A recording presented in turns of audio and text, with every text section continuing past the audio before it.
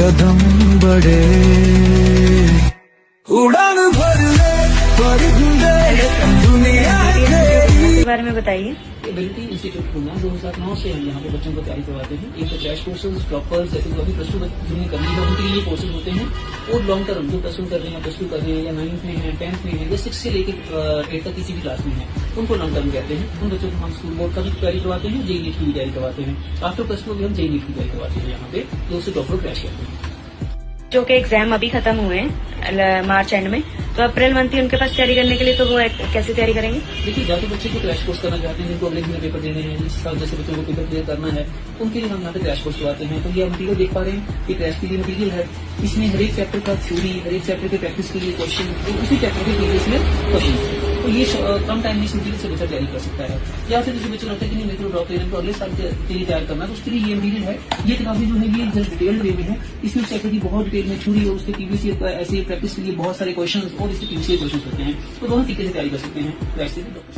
Neat and JEE के लिए बच्चे ने अगर तैयारी करनी है तो वो कब एडमिशन ले सकते हैं, और उसमें बच्चों को स्कॉलरशिप भी मिलती है यहाँ पे? जी, जैसे बच्चे को अभी तैयारी करनी है तो अगर उसे क्रैश करना है तो क्लासेस शुरू है, ड्रॉपर करना तो उसके लिए उसकी सिचुएशन चल रही है। बच्चे को इन टाइम जो है वो उसके ड्रॉपर के लिए तैयारी करना शुरू कर देना चाहिए। तो स्कॉलरशिप के लिए कहा तो हम यहाँ पे टेस्ट ले रहे हैं, बच्चों को टेस्ट में बैठना चाहिए और उसके थ्रू अच्छी खासी Among the following, choose the ones with equal number of atoms. Okay? तो सबसे पहले हम देखेंगे कि हम नंबर ऑफ एटम्स को कैलकुलेट कैसे कर सकते हैं। ठीक है, तो हम सबसे पहले मोल्स निकालेंगे, यानी कि गिवन मास बाय मोलर मास। ठीक है, और उसको मल्टीप्लाई करेंगे एवोगैड्रो नंबर से, उसको मल्टीप्लाई करेंगे एटॉमिक सिटी से। तो जो आपकी एटॉमिक सिटी होती है वो होती है कि कितने नंबर ऑफ एटम्स जो है आपके वो प्रेजेंट है in a molecule of an element और कंपाउंड। तो सबसे पहले आपको दिया गया है 212 ग्राम ऑफ Na2CO3। ठीक है, और उसका मोलर मास दिया गया है 106 ग्राम। तो हमने given mass by molar mass यानी कि 212 by 106 multiply by Avogadro number multiply by Na2CO3 की एटॉमिक सिटी निकाली है।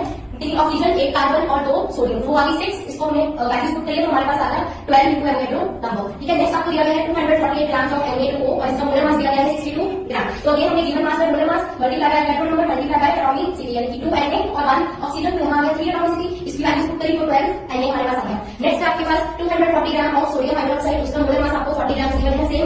Given mass by molar mass put करा, फिर उसके बाद इनटू एवोगैड्रो नंबर करा, मल्टीप्लाई करा उसको एटॉमिक सिटी 3 से, तो हमारे पास आ गया 18 N। नेक्स्ट आपने को दिया गया है 12 ग्राम ऑफ H2 और उसका मोलर मास दिया गया है 2 ग्राम। तो 12 by 2 multiply by Avogadro number multiply by atomicity हो गई H2 की 2, तो यहाँ पे इसकी वैल्यू आ गई 12 N। नेक्स्ट आपको दिया गया है 220 ग्राम ऑफ CO2 और उसका मोलर मास दिया गया है 44 ग्राम। ठीक है, तो हमने यहाँ पे वैल्यू पुट करी 220 बाय 44, उसको मल्टीप्लाई करा Na से और एटॉमिक सिटी हो गई 3, तो इसकी वैल्यू आ गई 15 N। कौन से क्वेश्चन में पूछा है इक्वल नंबर ऑफ एटम्स, तो equal number of atoms A के हुए, B के हुए और D के हुए। So the correct answer to this question will be option number 2। Students, for your preparation of NEET and JEE,